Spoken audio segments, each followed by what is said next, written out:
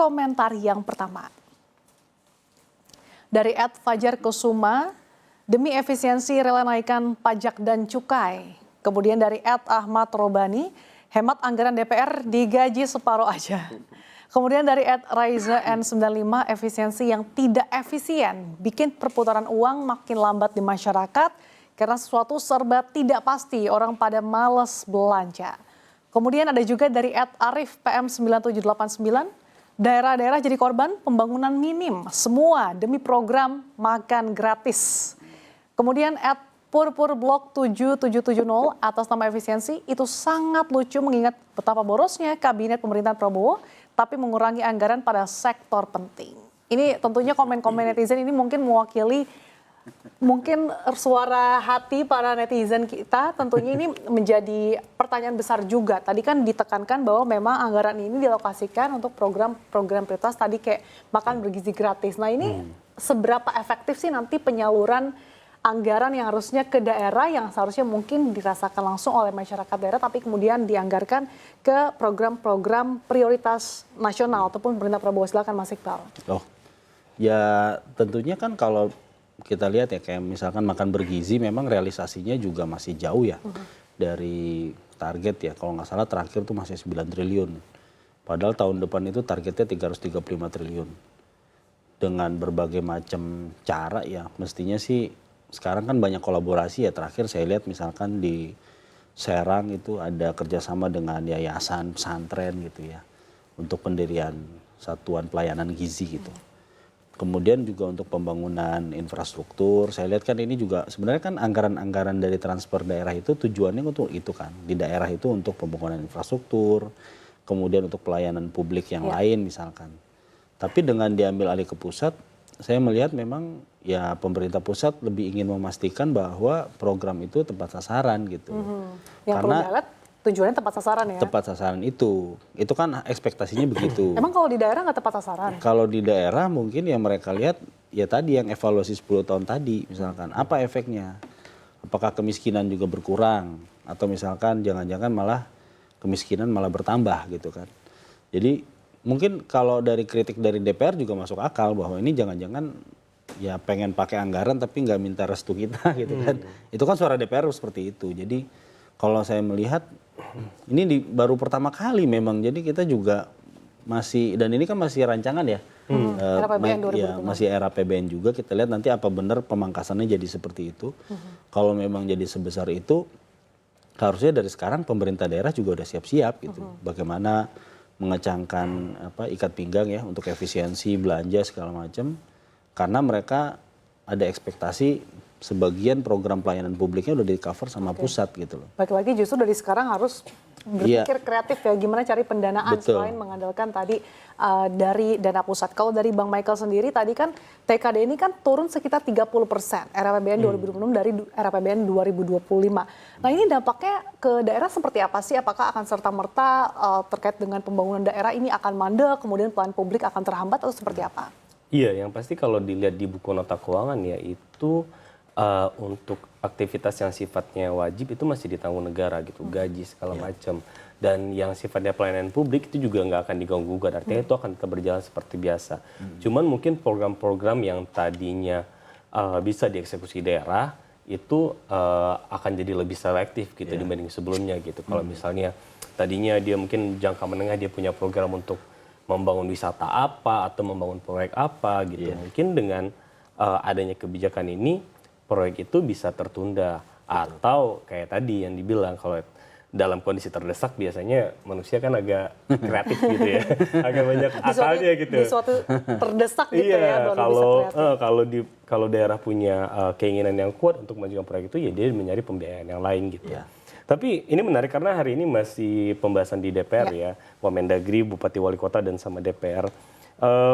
Tadi Wamendagri itu menyampaikan data kalau per 22 Agustus itu pendapatan daerah semuanya itu baru 726, 54,4% dari target. Itu ini udah bulan ke-8 gitu. Masih 50%. Kalau di perusahaan ini udah diomel-omelin sama bosnya gitu. Targetnya nggak kecapai. Nggak sesuai target nih. Nggak sesuai target nih gitu. Terus yang paling penting belanjanya. Belanja itu 824, belanjanya itu 600 4,3 triliun gitu, baru 43,6%. Udah di bulan Agustus gitu, artinya cuma sisa 4 bulan. Nah 8 bulan terakhir tuh ngapain aja gitu. Nah, bukankah kalau di daerah biasanya pattern-nya itu untuk kuartal pertama belum bergerak, tapi kemudian hingga akhir tahun ini biasanya sudah mulai banyak kegiatan-kegiatan yang mendongkrak itu kan pola-pola yang seharusnya udah ditinggalkan gitu. Ini kan gimana caranya kalau mau meratakan ekonomi di seluruh kuartal itu kan dia harus start lebih awal gitu. Kalau ini misalnya anggaran itu kan dikatakan udah akhir tahun ya, udah dapat anggaran harusnya udah mulai tender tuh Desember gitu, November tuh udah mulai tender, jadi Januari start tuh dia udah mulai project gitu. Jadi nggak seperti biasa dia nunggu 4 bulan terakhir, 3 bulan terakhir gitu yang baru digeber. Kalau dalam situasi kayak gitu tuh kan banyak hal-hal yang tadinya mungkin kurang objektif atau nggak produktif gitu kan. Kalau anggaran tiba-tiba digeber cuma di akhir tahun gitu. Nah, kalau kita lihat dengan catatan seperti ini kan memang banyak sekali yang harus dievaluasi sama daerah, terutama untuk belanja. Ini setiap tahun mungkin CNBC paling sering memberitakan ini kalau biasanya di 6 bulan pertama itu selalu banyak uang ngendon di rekening BPD.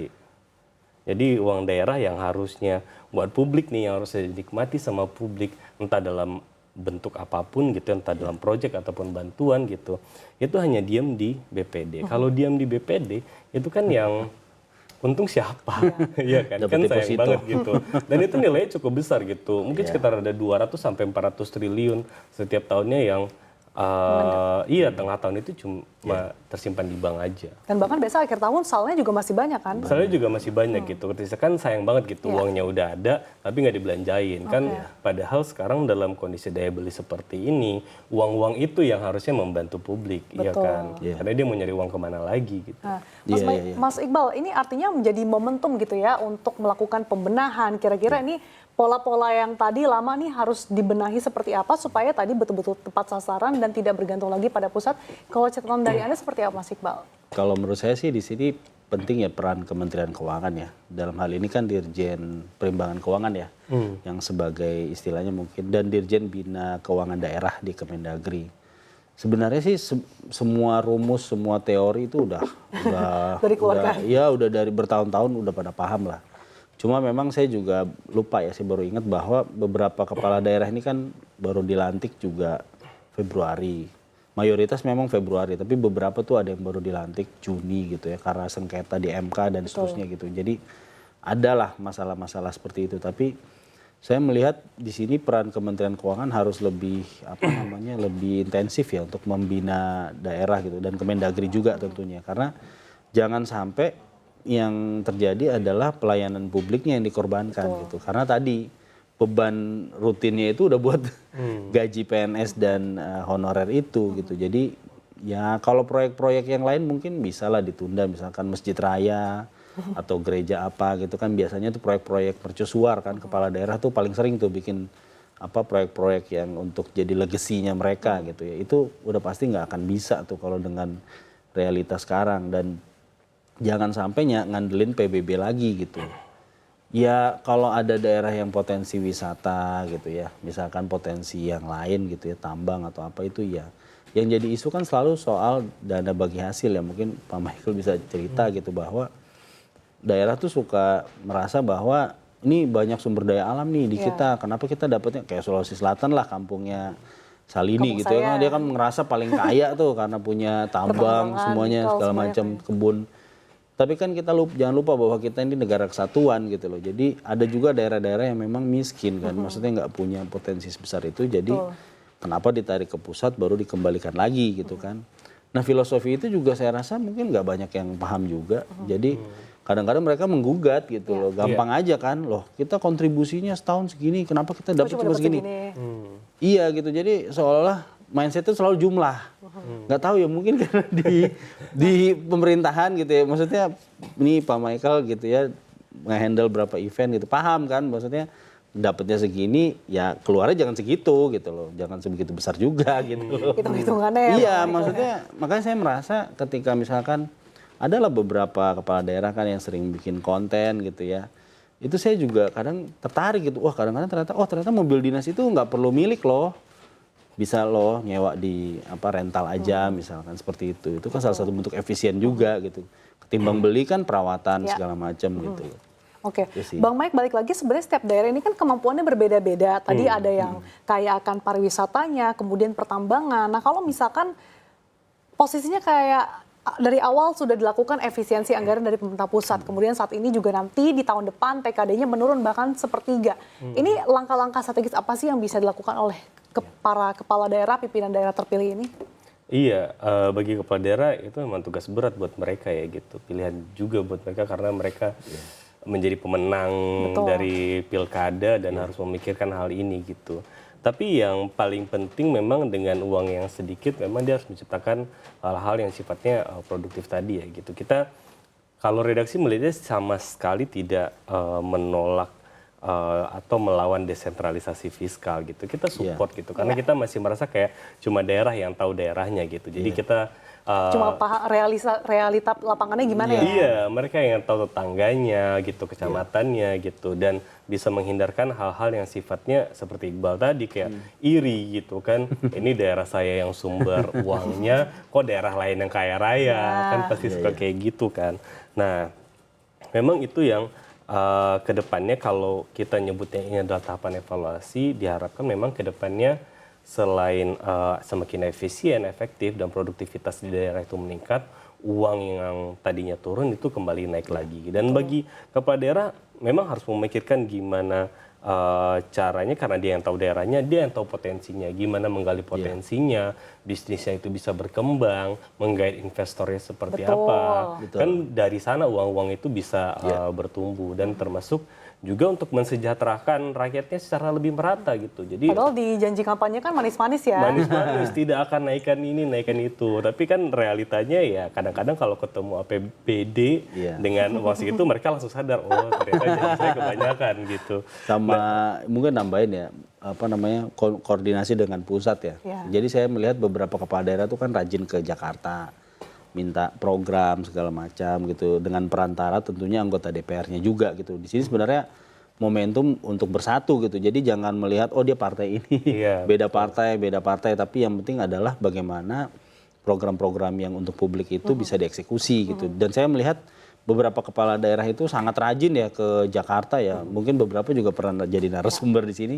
Sebenarnya kan mereka juga sambil untuk berusaha untuk mengakali tadi yang keterbatasan uang itu sih sebenarnya. Itu mungkin bisa dicontoh ya. Dan tentunya balik lagi di tengah memang kondisi ekonomi yang sulit tadi, bagaimana juga PR mereka adalah memberikan karpet merah untuk para investor. Kalau dari Bang Michael ini gimana nih? Apakah memang setiap daerah ini sudah siap untuk menjemput bola terkait dengan investor, atau jangan-jangan mereka hanya berdiam diri? Oh, banyak yang belum bisa sih sebenarnya kalau kita lihat ya, terutama masalah administrasi aja. Kenapa tadinya Undang-Undang Cipta Kerja itu muncul kan gara-gara memang banyak perizinan di daerah yang justru menghambat investor yang datang dari luar gitu. Nah itu kan menjadi catatan penting gitu. Jadi sekali lagi bukan menghilangkan jatah daerah atau kewenangan daerah, tapi buat mereka evaluasi kalau sebenarnya ini tuh bagus loh buat daerah, bukan jadi justru diperumit atau jadi bancakan gitu kan. Ini kan yang kejadian justru malah investor tuh takut karena perizinan banyak, harus lewat ini itu butuh biaya yang tidak terduga gitu. Nah akhirnya investornya kabur gitu. Padahal itu sumber modal yang paling memungkinkan untuk mendorong perekonomian mereka sendiri. Kalau dari Mas Iqbal sendiri? Ya kalau menarik investor memang berat ya, karena beberapa juga kan daerah tuh bahkan di tingkat provinsi pun bilang bahwa ya ini kan proyek di daerah ya ini proyek pusat juga gitu. Jadi sebenarnya kadang-kadang fungsi daerah itu cuman, apalagi provinsi misalkan, dia cuman ya kita koordinasi aja nih soal lahan misalkan. Jalan tol ya misalkan di Sumatera itu kan beberapa juga sebenarnya yang konstruksi kan tetap pusat juga gitu kan. Dari segi kementerian gitu. Paling kabupaten kota kebagian apa sih sebenarnya gitu. Ya syukur-syukur ada tenaga kerja lah di situ. Tapi memang untuk administrasi dan lain-lain memang perlu, nggak semua kepala daerah akhirnya juga kreatif ya untuk aktif gitu. Apalagi kalau dia punya jaringan di Jakarta segala macam, kayak misalkan saya mungkin bisa sebut ya ketua umum APKASI yang di sini kan jelas politisi senior gitu, ketua umum APKASI pula. Jadi dia mau misalkan memanggungkan kopinya kan, kemarin dia cerita di sini soal kopi itu ya sangat mudah lah.